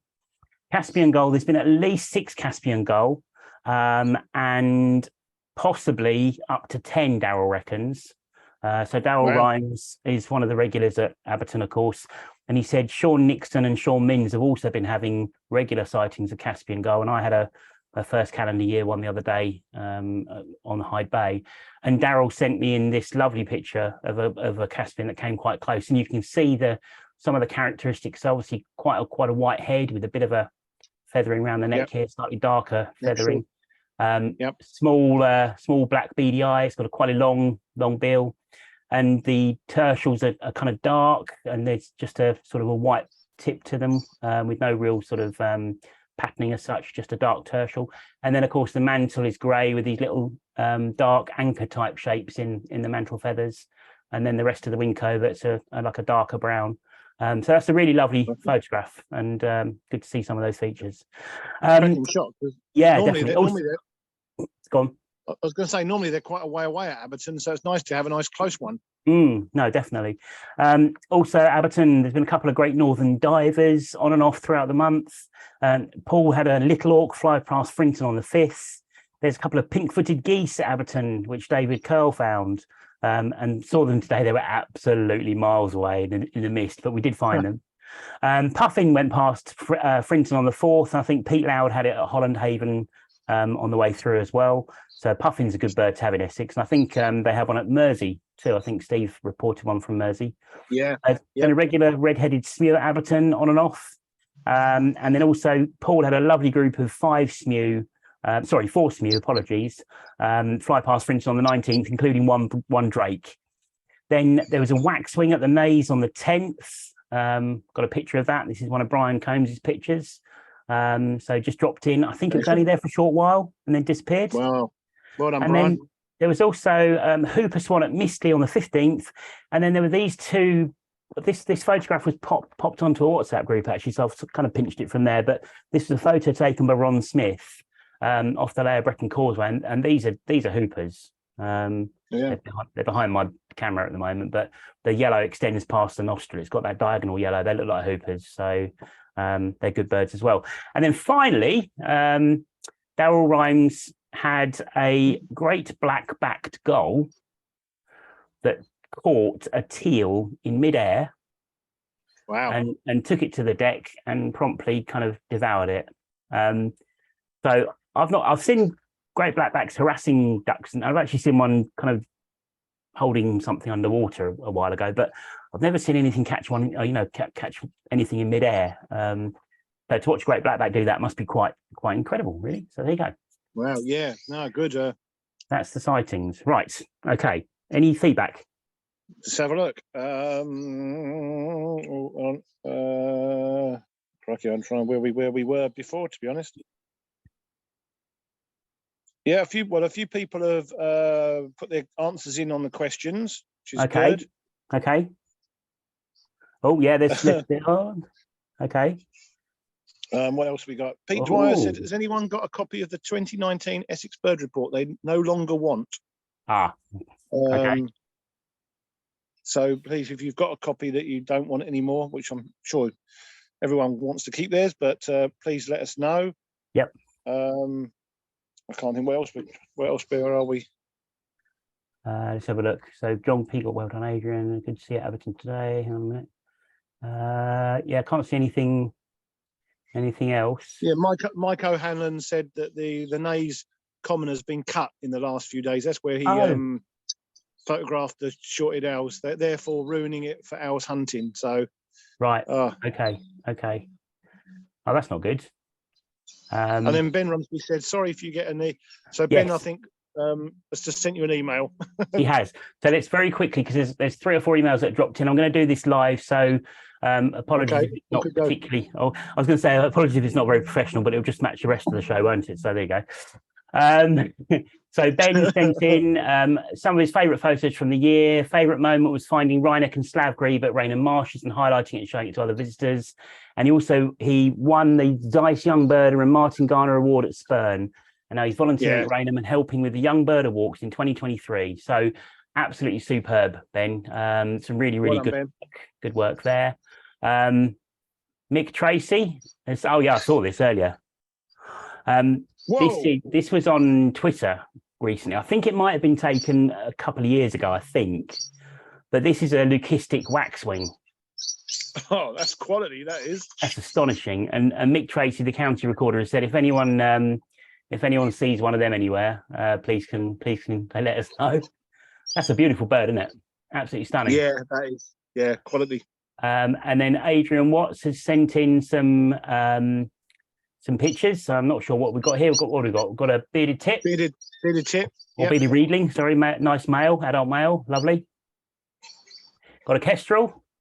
I can't see. What's that in? Is it done? No. Oh. What's he got there? I can't see that because it's by my camera. It looks like a bird. Just zooming in. Not a dunlin or something, Skylark? is it? I can't. Skylark? Skylark, maybe? Okay, yeah. Not sure. Okay. It's caught something anyway. There you go. That's good. Cool.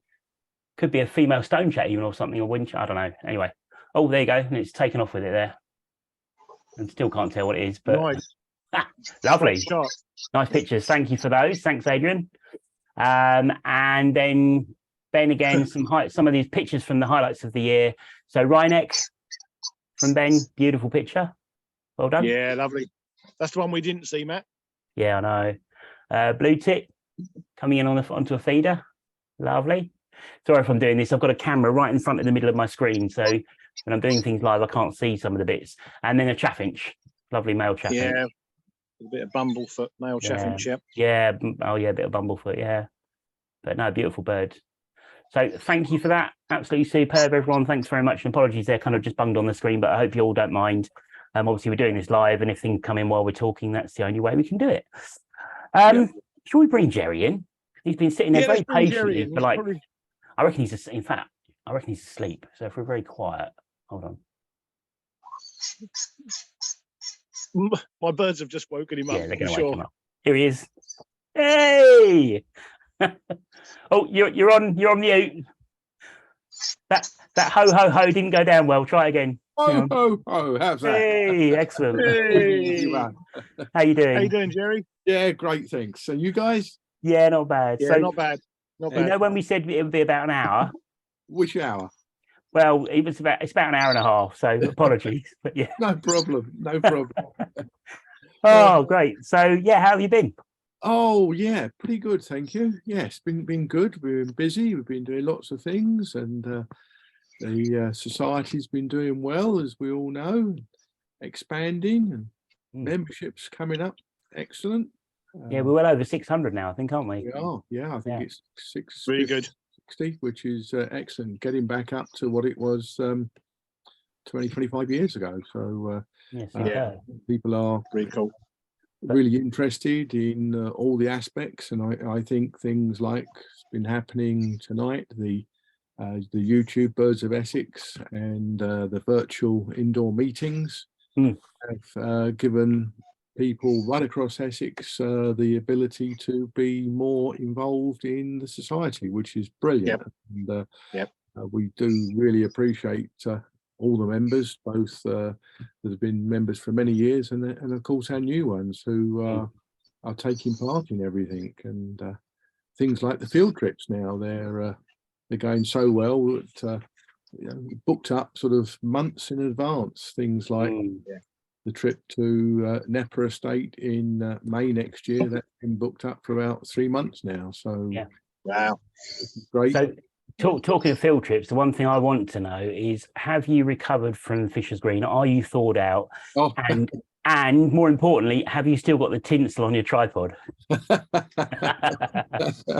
brilliant. No, that was a brilliant move of yours, actually, and I would say thanks to everybody that participated in that festive walk, should we say, through deep and crisp and even snow.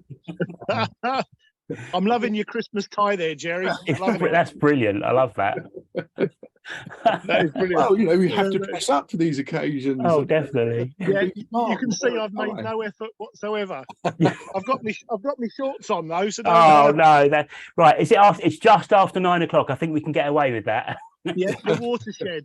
Well, you're in a different part of the world, and while you're up that way, I did sort of expect to come into you, and you sort of turned turtle. But do you know what? I tried to get my camera upside down, but I couldn't work it. So you should have done a handstand and been upside down yourself. That would have been good. Yeah, maybe not. Maybe not. Maybe not. No, maybe not.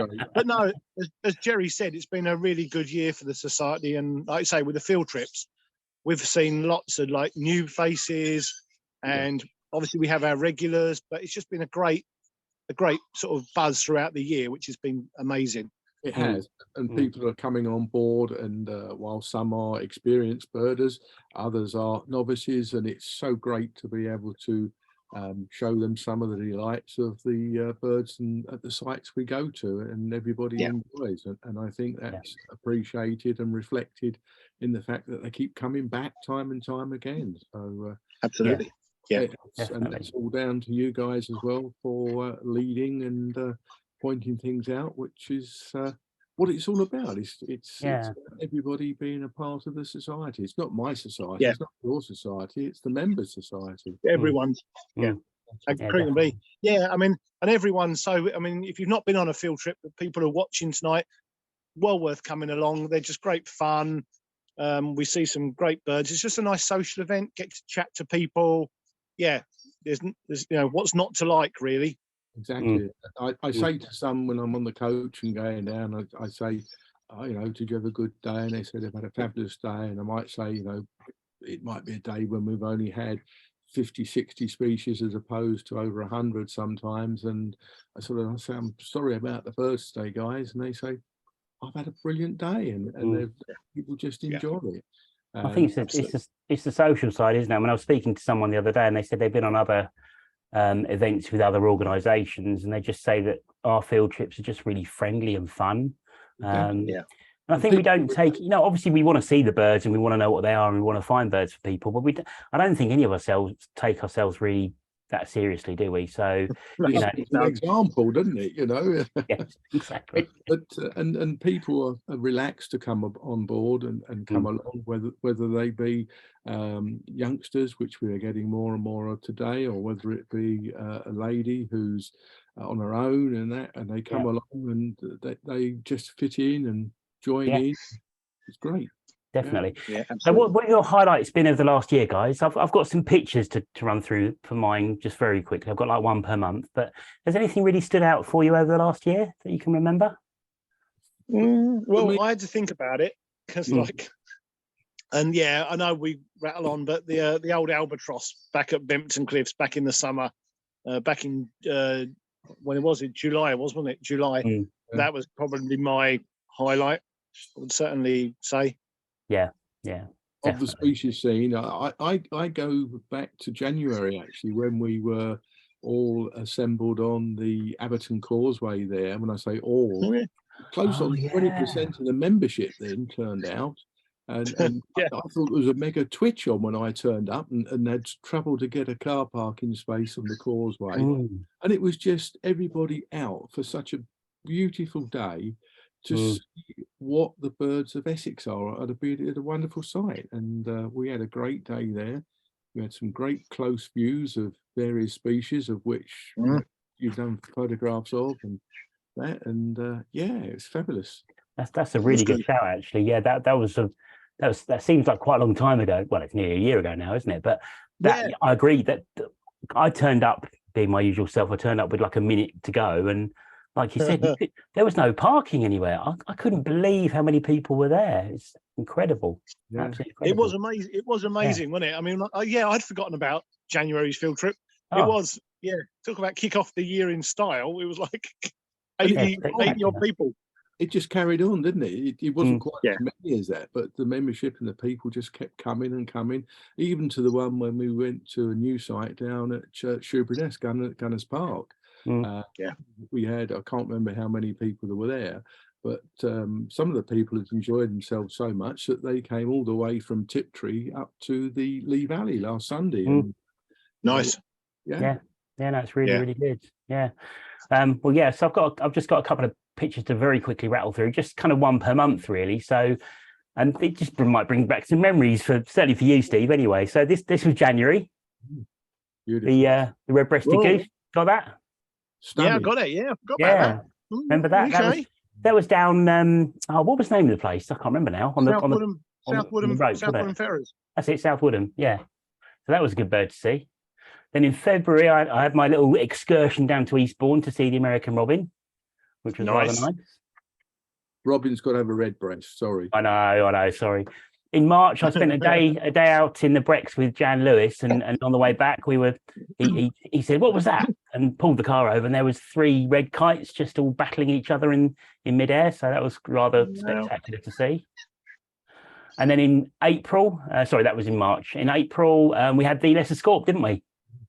That's right, at Abberton. Yeah, found by Daryl and David Bradnam. Yep. So that was a few years ago. That would have really created a mega sort of twitch, wouldn't it? Yeah. And then these turned up for one day at Abberton. I remember I was at work, and the news came through, so I left work and drove down the A12 at 70 miles an hour dead on, and got there as quick as I could, and a couple of blackwing stilts. Sorry, what am I talking about? A couple of blackwing stilts, which were absolutely stupendous, even if I don't know what they are. And yes, I agree, Steve. The albatross was spectacular. Yeah, what a beautiful bird. Really good. They were in May. Then in June, yes, bee-eaters. So not great pictures, but I went up to see the bee-eaters in Norfolk. Yeah, I forgot about those. In July, on my birthday, I got a honey buzzard, my first ever honey buzzard, which was good. And these are all things you forget, don't you, over the last year until you have a look. Obviously, Bird Fair in July as well was really good. The new Bird Fair opening up in the showground there, and got some nice pictures of osprey. And then do you remember this day in August, Steve? I do, down at Bowers Marsh. Yeah, we did the Rainham. I think we'd done the Rainham site guide, didn't we? We did. And then we stopped at Bowers on the way back. And how many wood sands did we have? Was it 9? Wow. Yeah, 9 or 11. It was like, like phenomenal number down on the tip, wasn't it? Yeah. Yeah, they were calling and all sorts of things. That was good. That was in August. September, obviously, we had Big County Birdwatch, which was amazing. We got the close views of the jack snipe, and we had lots of people turn up as well. That was down on Two Tree, funnily enough, wasn't it, this group? Yeah, what a great. Some of our regulars on the trips there. Look at that. Yeah, quite a few familiar faces. Got Mel and David and Ian and I don't know who that bloke there is. He's a bit dodgy. Richard and he's dodgy. Yeah, Brian and Les. Yeah, really good. And then in October we had the barred warbler turn up at the Naze, which I'd never seen before. Yeah. And also met Mel and Terry for Rymead. That's a real highlight of the year for me, seeing those kingfishers so close. Absolutely lovely. Yeah, nice. And then we had the pop-up sea watches for the first time in November, and they went really well, didn't they, with Paul down at Frinton? Yeah, well extended. Yep. And then this month, this month it's got to be the Fishers trip, I think, in the snow. So there you go. Lovely. Yeah. like you say, we've done so much throughout the year. It is difficult to pick out a highlight because there has been so many highlights. Yeah, you know, it's been an excellent. So no, that's really cool. Yeah, it's been great, and it's been a really good year. Just say to all the members, thank you very much for supporting the society in the way that you do. It is, it's not a fantastic amount of money, £16 for membership, and I really do appreciate it. Not the money, but the fact that the way everybody joins in, whether it be field trips, whether it be events, whether it be the indoor meetings that Sue puts together each year, some of which are virtual, some of which are attended in Chelmsford. So we try and cater for as many people and as many members as is possible right throughout the county and further afield.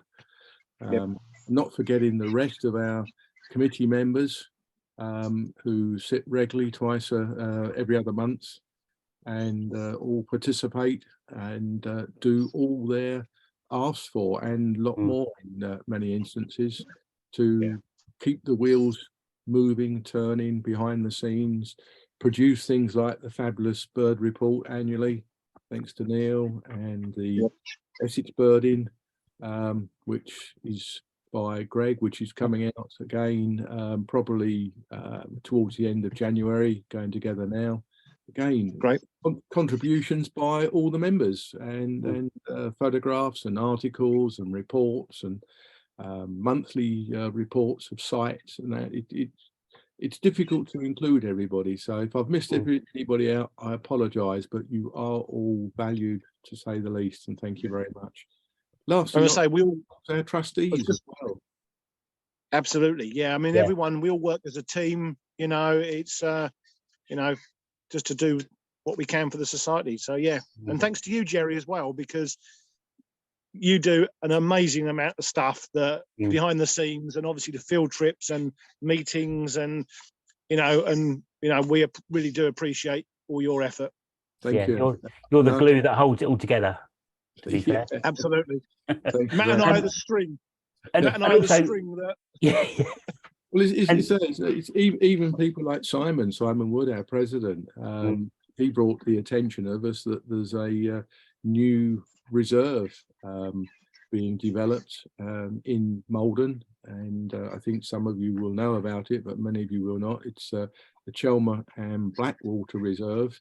It's located behind the Tesco's car park, wedged between there, the bypass and the Blackwater. It's about 6 acres, 5.5, 6 acres, which the society is supporting and helping to build a boardwalk, recycled plastic and observation area.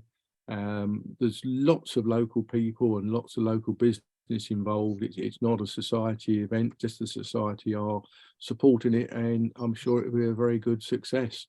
They're doing work party days down there, so anybody interested, look at their website, and if you wish to go along to help and be a part of it, I'm sure they would appreciate it. Yeah, well said. Yeah, and I'd just like to very quickly say thank you to all the people that put in their sightings, because obviously, one of the main jobs of the society is to, of course, record all the birds throughout the county, and that information is collated, and Mick Tracy does I know he's watching tonight, but he does an incredible job with the records. Literally hundreds of thousands of records he processes and divides up and kind of sends out to all the sub-editors, and he does a brilliant job.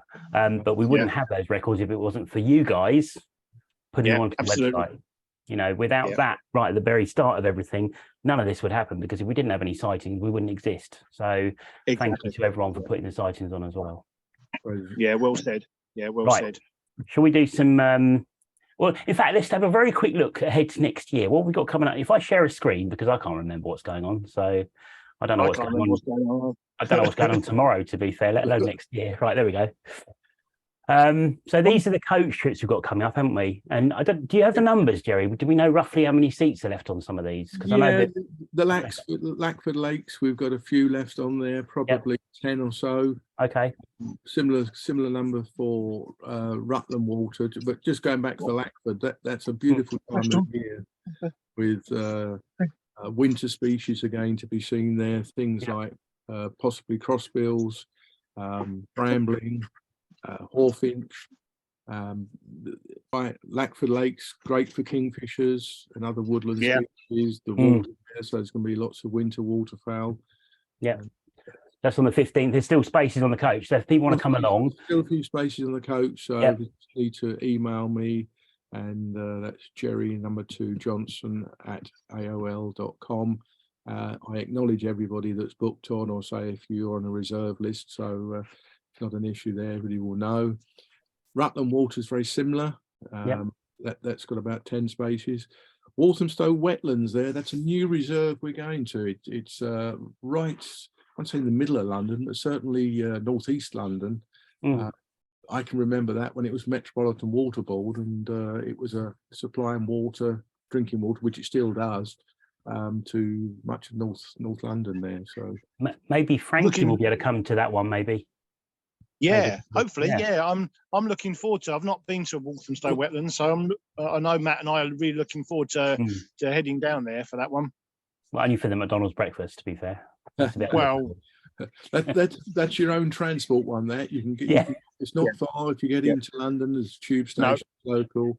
There is some car parking on site if you venture into that part of the area there, that part of northeast London. It'll be great, I'm sure. Then of course we've got Fingering Hoe Wick in April, 16th of April.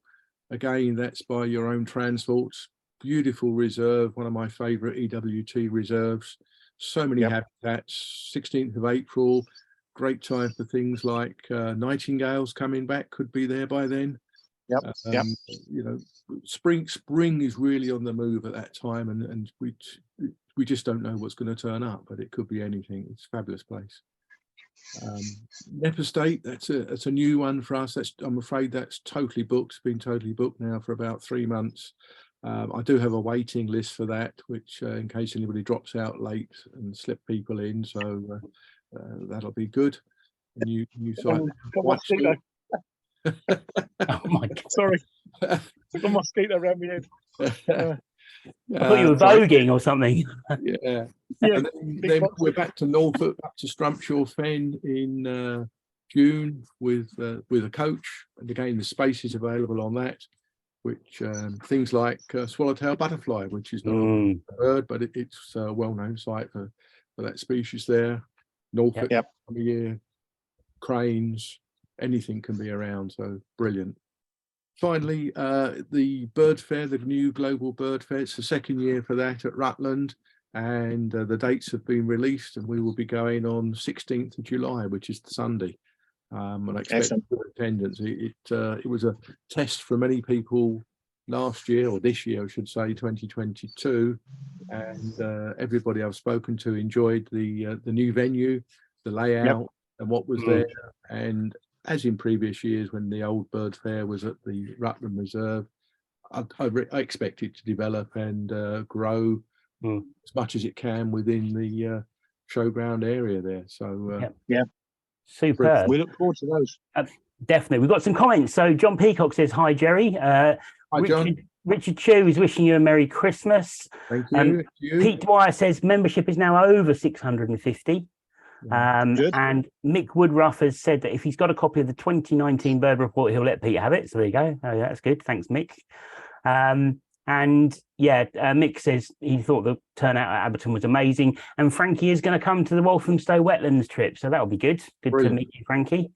And it's just generally everyone's saying Merry Christmas and so on and so forth. So yeah, fantastic. Right, shall we find out the answer to some of those questions? Yes, because I'm desperate. I'm sure you are. Right. I've got my notepad here ready. I'm good to go.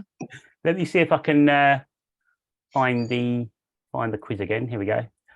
I'm sure everyone by now is you're probably all praying for my computer to crash. Well, yeah, now you mention it.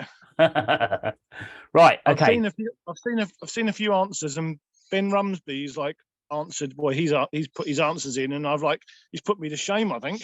I was going to say I've seen a few good answers in there as well. So we're not going to have time to go back through the answers, but you all know what you've got, and everyone can see what's in the chat. So, which bird has regional names including Birthone, Biddy-wise, Moggy, and Pudge? What do you reckon, guys?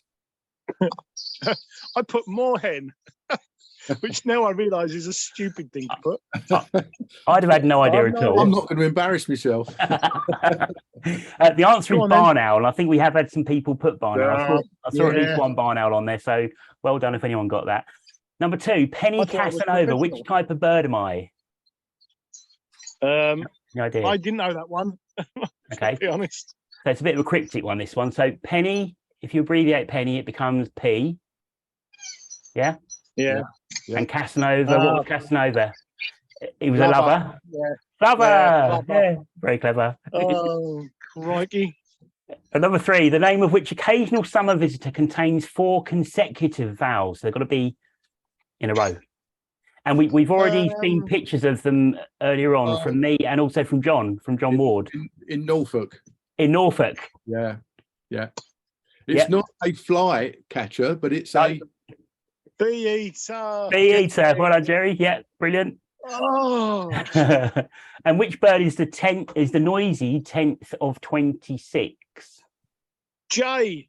Yes, A, B, C, D, E, F, G, H, I, J. Yay! Nice one. Well done. I got one right.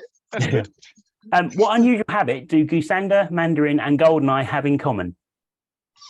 Yeah, I think a lot of people were on the ball with that one. So was it tree nesting? Yeah, I think mandarin's the key there, isn't it? But yeah, they nest in holes in trees. Yep. And then this one is just a very random one I found. In the works of Shakespeare, how many times does the word sparrow appear? Go on, have a guess. Cool. What do you reckon, Gerry? 15. Oh, I put 38. 15's a very good guess. It was 11.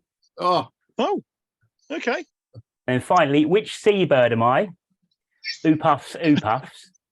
Well, I have no idea. So if you look at the words, right, you've got it's puff in between US. So it's puff in us. So it's puffing us twice, puffing us, and of course, puffing us, as we know, sheer water. Yeah. And then the last one, what is eulogy? Study of eggs. Study of eggs. Good. There you go. Well done. Well, do you know what, Matt? That was good fun, actually. A little bit of fun. Right, I'll throw that away. Never see it again. Right, it's gone. I think that's probably about it, really. We're going to talk about briefly what's coming up next month. We've got African European migrant birds from Jennifer Border from the BTO. That's on Friday the 6th. That's an online meeting.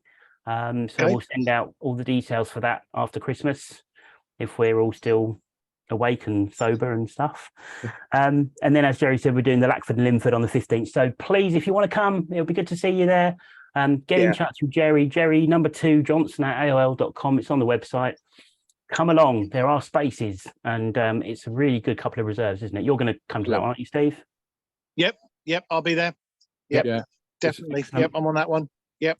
January the 1st. January the 1st. If you're going out on January the 1st, it's always a good day to start your bird list, or maybe even January the 2nd, being a bank holiday this year. Keep a list of maybe how many species you managed to see and where you went, and just email them to us, ebwstalks@gmail.com. And if we get enough people to send the information in, we'll do a little league table. I'll ping it on the screen next month, and we can see who got what and where. And it's not a competition as such. If you manage to get 30 on your small local patch, that's just as good at getting 80 at Abberton. So absolutely, let us know what you find. It'll be good to see don't forget differences. Don't forget to put them on. Don't forget to put your sightings on the society website as well. And join. You get all this stuff, loads of things, and car stickers, and you can come on trips and get involved with everything and see birds and learn stuff and meet Steve and find out how amazing he is at hearing things that no one else can hear. So yes, do all of that. Oh, and hang on a minute. We are doing, we didn't do the websites either. Quickly, Steve, your website. Oh, crikey, my goodness. Away. Right, hang on. Crikey, website of the month, very quickly for people. Website of the month. Steve, yours is this. So if you're at home, weather's rubbish, sit and watch this website. It's the Cornell Lab of Ornithology. It's live Panama fruit feeders, and there's various webcams throughout South America and North America, and you can just watch the birds coming in on the table. It's completely live. This is live footage now, right now. Yeah, I don't know what we've got there. We've got some clay-coloured thrushes by the looks of it, and there's a hummingbird just gone behind the feeder on the right, I think, or something went in there. okay. So yeah, Behind here. so so the Cornell Lab of Ornithology. Search Google webcams, and there's loads of webcams. So this is a quality one. You can waste hours watching this, as I know. Just Panama fruit feeder is all I googled, and I found it very easily right near the top. And it is. I actually don't want to switch it off. I want to sit and watch this. To be fair, right, my one. I don't know if it works. Can you see that? Has it changed, or are you still on Panama? Yep. No, we've got changed. No, it's changed. Oh, right, no, it's changed. Really quickly. Well, I haven't got time to look at this properly, but Xenocanto. Xeno-Canto. People probably know about this already, but basically it's a website. I've got no idea why I'm putting Dunnock, but I'm going to put Dunnock. And you can look up pretty much any bird in the world, and it's full of recordings that people have sent in of the bird singing or calling, or the alarm call, as you can see down this column here. And there's lots of different copies of the recording, and you just press play. It probably won't work on the screen now. I don't know. Hang on. I don't want to mess up my internet again. It might not work because I've got so many things open. But basically, you do it on your phone, you can press play. It's not going to work, but you can press play and it will play the call, play the song. Obviously, don't do it loud.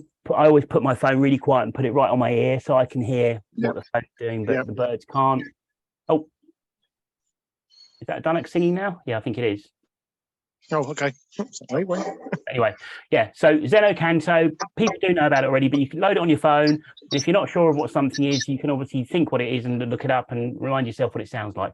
Really, really, really useful website, but not as good as Panama Fruit Feeder, obviously.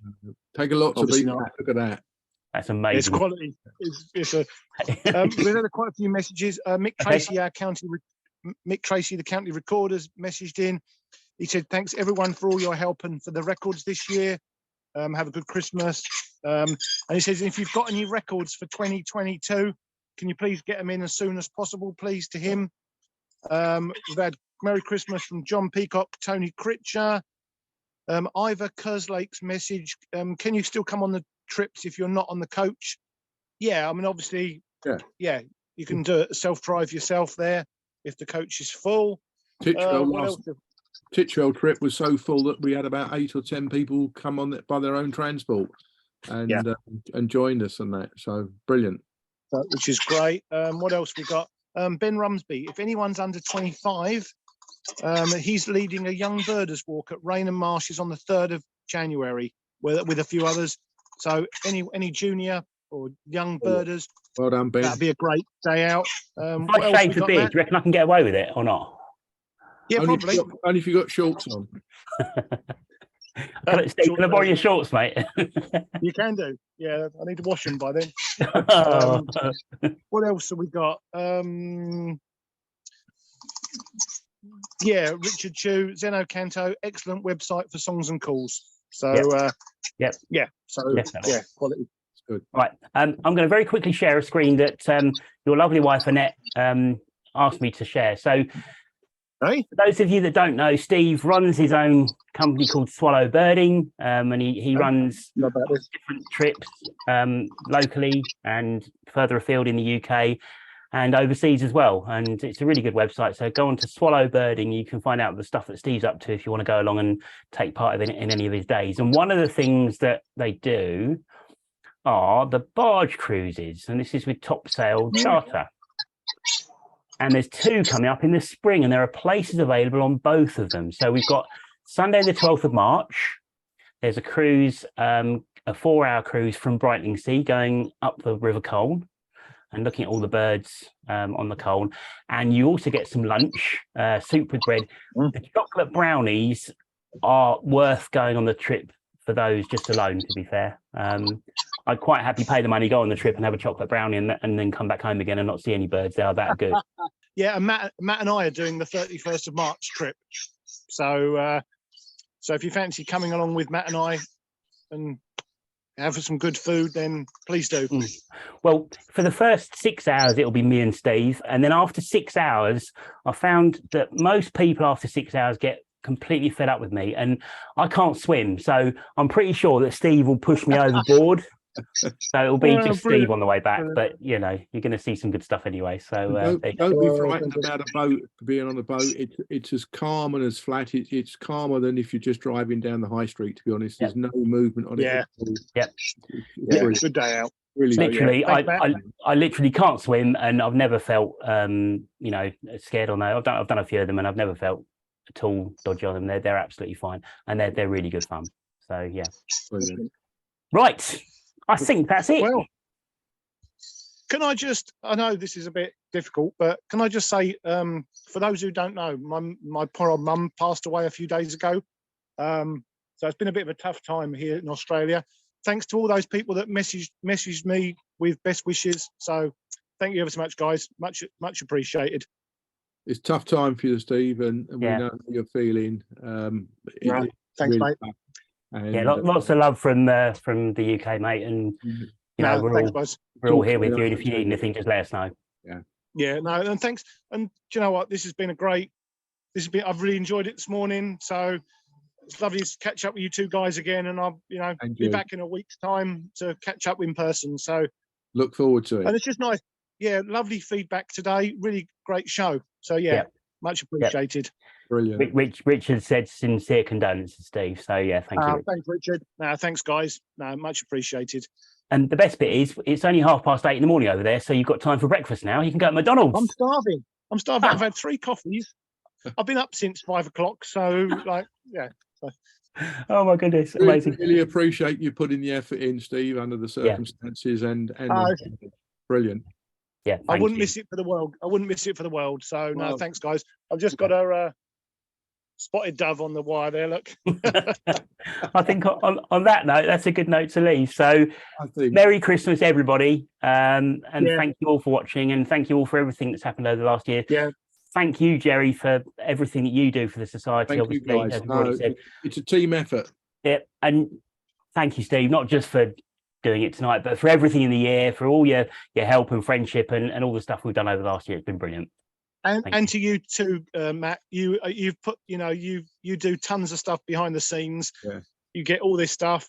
We have running sheets. We know exactly what we're doing, and it's all down to you, mate. So, and like you say, we're all a team. So yeah.